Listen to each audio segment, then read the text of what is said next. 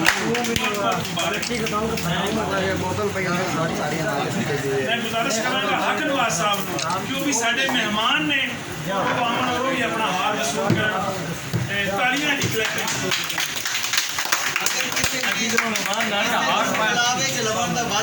मुहब्बत के कलावे और ना समझ लो पीर तहजीब शाह को एक आर दी ट्रेनिंग ले और साडे प्रोजेक्ट 1 में पूरियां 40 कमेटियां करके और फिर एडवांस मोटरसाइकिल लेके और प्रोजेक्ट 4 विच मेंबर बनने वाले माशाल्लाह मोहम्मद अली मिलका चाबी किधर ना दे मोटरसाइकिल चाबी दे मैं फोटो खींचने ने पर मोटरसाइकिल हुंडा सीडी 70 प्रोजेक्ट बनते विच दो चार नवी हुंडा सीडी 70 जनाब एडवांस पैर ते लई 40 कमेटियां पूरियां करके और च नवा मेंबर बन के मोटरसाइकिल हुंडा सीडी 70 एडवांस मोहम्मद अली ते तालियां सही ठड़ियां मार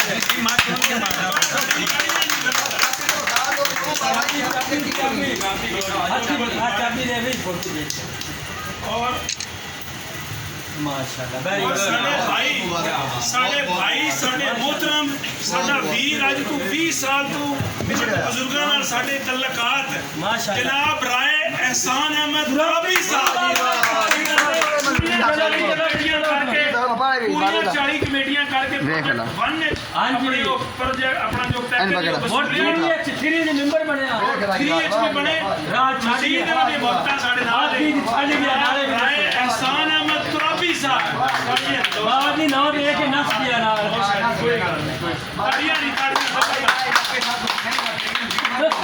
महंगा सब तो पहले बीमार और कमेटियां भी और जिन्हें ना लिख के प्रोजेक्ट नाम दे के नस बहुत शुक्रिया जी राय साहब बहुत शुक्रिया ਤੁਸੀਂ ਮਲਕੇ ਹੀ ਨਾ ਹੋ ਇੱਕ ਦੂਏ ਤੇ ਮੁਤਮਿਨ बाबा जी से बड़ा रफीक साहब ਨੂੰ ਗੁਜ਼ਾਰਿਸ਼ ਕਰਾਂਗਾ ਕਿ ਰਾਏ ਰਫੀਕ ਸਾਹਿਬ ਸਾਡੇ ਮਹਿਮਾਨ ਨੇ ਅੱਜ ਦੇ ਆ ਕੇ ਆਪਣਾ ਹਾਰ ਵਸੂਲ ਕਰਨ बाबा जी साडी फरमाइश ते एक मौला साहब बाबा जी साडी फरमाइश के मौला साहब वाली दे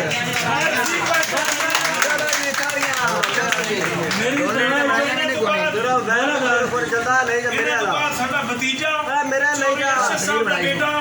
ਜਨਾਬ ਚੌਧਰੀ ਯੂਸਫ ਚੇਰਾ ਤਾਲੀਆਂ ਇਹਨਾਂ ਦਾ ਬੜਾ ਰੋਲ ਹੈ ਚੌਧਰੀ ਅਰਸ਼ਦ ਦੇ 20 ਮੈਂਬਰ ਕਰਨ ਵਿੱਚ ਇਹਨਾਂ ਦੇ ਬੇਟੇ ਦਾ ਬੜਾ ਉਹਨਾਂ ਮੋਟੀਵੇਟ ਅਸੀਂ ਵੀ ਕਰਦੇ ਆ ਜਿੱਦਾਂ ਇਹ ਬੱਚਾ ਕਰਦਾ माशाल्लाह जी ਤਾਲੀਆਂ ਨਿਕਲ और जनाब मौलादार